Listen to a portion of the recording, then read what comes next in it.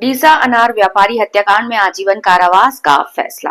डीसा अनार व्यापारी हत्याकांड में आजीवन कारावास का फैसला। थराद सत्र न्यायालय ने डीसा के अनार व्यापारी संतोष उर्फ संजय भाई मालिक की हत्या के मामले में किरण ठाकुर और रमेश नानजी को आजीवन कारावास और 1.5 लाख रुपए का जुर्माना सुनाया। न्यायालय ने सरकारी वकील एडवोकेट आर डी जोशी की दलीलों और वैज्ञानिक साक्ष्यों के आधार पर यह फैसला दिया। संतोष भाई अनार का व्यापार करते थे और घटना वाले दिन 30 लाख रुपए लेकर व्यापार के लिए निकले थे।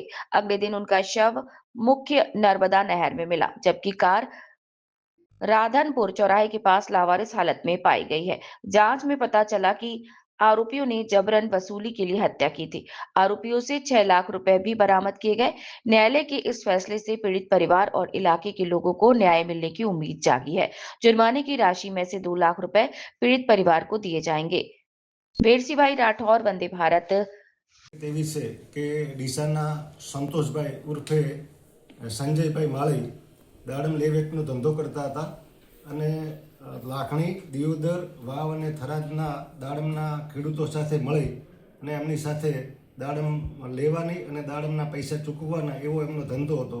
બનાવના દિવસે ડીસાથી 30 લાખ રૂપિયા લઈ અને દાડમ લેવા માટે અને ખેડૂતોને પૈસા ચૂકવવા માટે નીકળેલા. અને આ બંને જે આરોપી રમેશ નાનજી અને કિરણકુમાર ઠાકોર એ એમની સાથે કામ કરતા હતા. એટલે એમને આ બાબતનો બધો ખ્યાલ હતો કે ક્યારે આવે છે, કેટલા પૈસા લઈને નીકળે છે અને ક્યારે નીકળવાના છે, એ બધી એમને ખ્યાલ હતો. એટલે જ્યારે એ દિવસે નીકળ્યા એ દિવસે લાખણી અને છેલ્લે ધ્રાંડવ, દિયોદર તાલુકાના ધ્રાંડવ ગામે ગયેલા અને ધ્રાંડવથી એમના પછી રાત્રે 9 વાગ્યા પછી આ સંતોષકુમારનો કોન્ટેક્ટ થયેલો નહીં. અને જ્યારે એમની પત્નીએ ફોન કર્યો ત્યારે એમણે કીધું હું અત્યારે ધ્રાંડવ છું અને એના પછી એમનો કોન્ટેક્ટ થયો નહીં. પરંતુ બીજા દિવસે એમની લાશ નર્મદા કેનાલમાંથી મળી આવેલી અને આ અંગેની ફરિયાદ હકીકત બીજા દિવસે મરનારના ભાઈએ થરાદ પોલીસ સ્ટેશનમાં આપેલી અને પોલીસે તપાસ કરેલી.